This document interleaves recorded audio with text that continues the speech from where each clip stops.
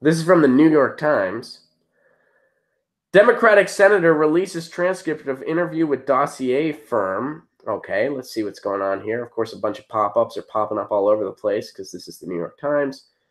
Senator Dianne Feinstein of California, somebody who I hope gets primaried out desperately. Democrat should not even be next to her name. She is a Republican. Dianne Feinstein is a Republican.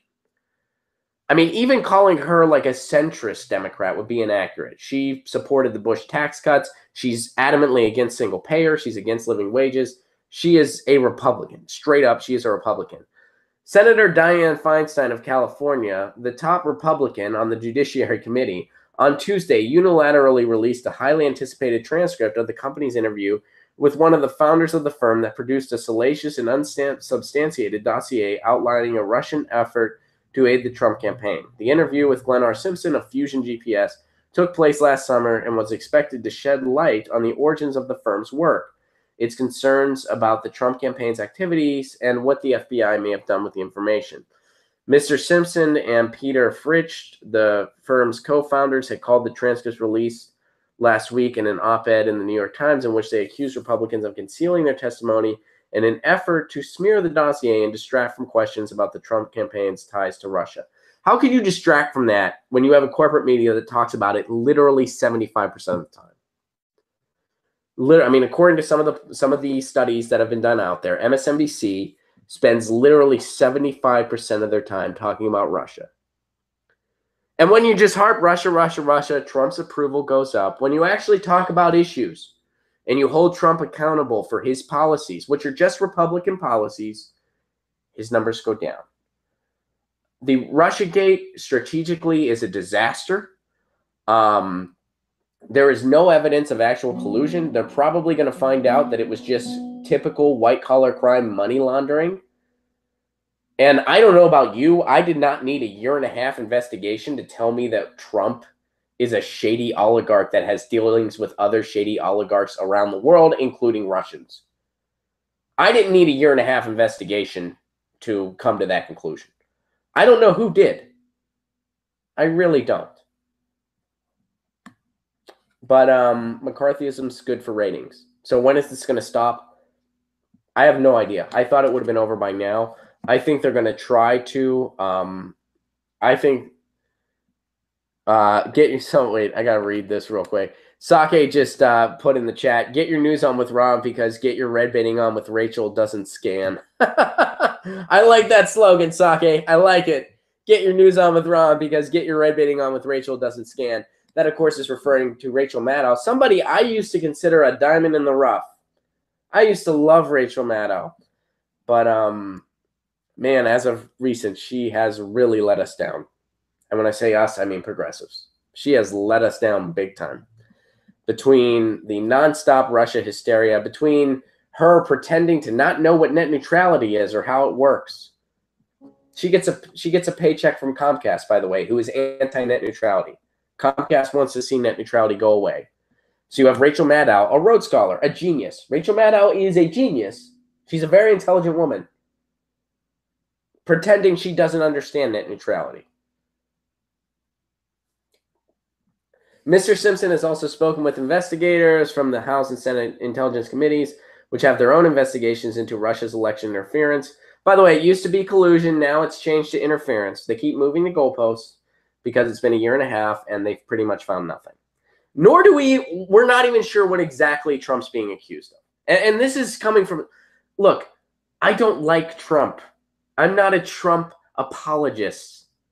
I'm just as disgusted as the next person that he is president. I think it's disgusting on so many levels. However, I'm not going to let the fact that I don't like Trump or his policies or anything that he's about, I'm not going to let that cut off my critical thinking skills to the point where I get obsessed with, yeah, you can watch me on the YouTube or here. BSN just said, I've been watching on YouTube. You can watch on both. Crazy. I'm not going to let that distract me from what's really going on. And what's really going on, the best thing we can do from Trump is learn how he won. He won by selling this idea of Republican populism, which is a lie and a myth. So maybe a real populist could really inspire people the way Bernie Sanders did. Neither committee had intentions of releasing the transcripts in its interview with Mr. Simpson.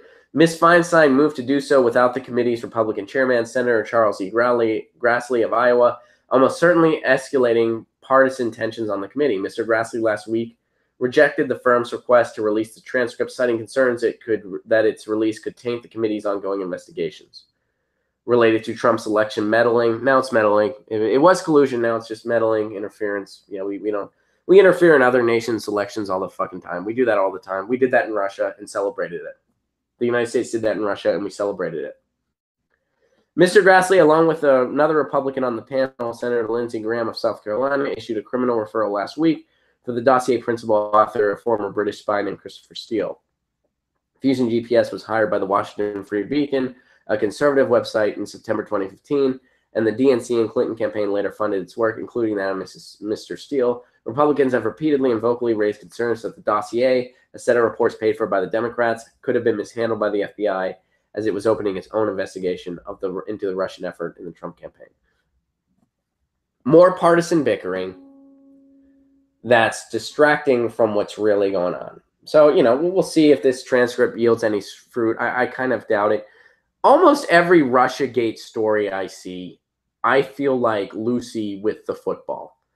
You know what I mean? And I know you guys share that. You guys share that because you want us to unpack it in a critical way. And I totally get that. But it's like, every time you think, oh, well, maybe they found something significant. And then every time it's always a misleading headline with a small disclaimer in the third paragraph saying, by the way, none of this has been confirmed. And you feel like Lucy with the football. You feel like you don't feel like Lucy. You feel like Charlie Brown. Lucy's my cat, by the way. She's asleep over there. She's not a fan. She's not buying this. You feel like Charlie Brown. Like, oh, I bet they found up. Nope. And also keep in mind, money laundering and Russiagate are not the same thing. Money laundering, a lot of people have been saying that from the beginning. Yeah, Trump's a shady oligarch. He probably has shady oligarch dealings with Russian oligarchs, and he doesn't want those to be uncovered. So he's trying to cover that up. Yeah, that's not collusion, though. That's just white-collar crime as usual. And it's probably not going to be enough to, bring Trump down. And by the way, if we impeach Trump, we get Pence. Would you rather have an incompetent sociopath or a competent one? I mean, how is this concept lost on so many people? I don't get it. Hey guys, thanks for watching. That was a clip from Get Your News On with Ron, the world's first viewer-curated streaming news show. What does that mean? That means I log on to a stream and people tweet me articles over on Twitter at Ron Placone, or they use our Reddit subsection, which is just Get Your News On with Ron over on Reddit. And that's how we build the show. I'm seeing all these articles for the first time. We are literally getting our news on together. Follow me on Twitter at Ron Placone so you can participate. And this show streams live every Tuesday through Friday at 10 a.m. Pacific Standard Time. So please do tune in. If you want to support this show, you can do so over on patreon.com/Ron Placone, where for as low as $1 a month, you get access to exclusive podcasts every week, exclusive videos, free tickets to shows when I'm performing in your town, and more for as low as $1 a month. Please do consider it. Thank you so much for your support. This has been Get Your News On with Ron.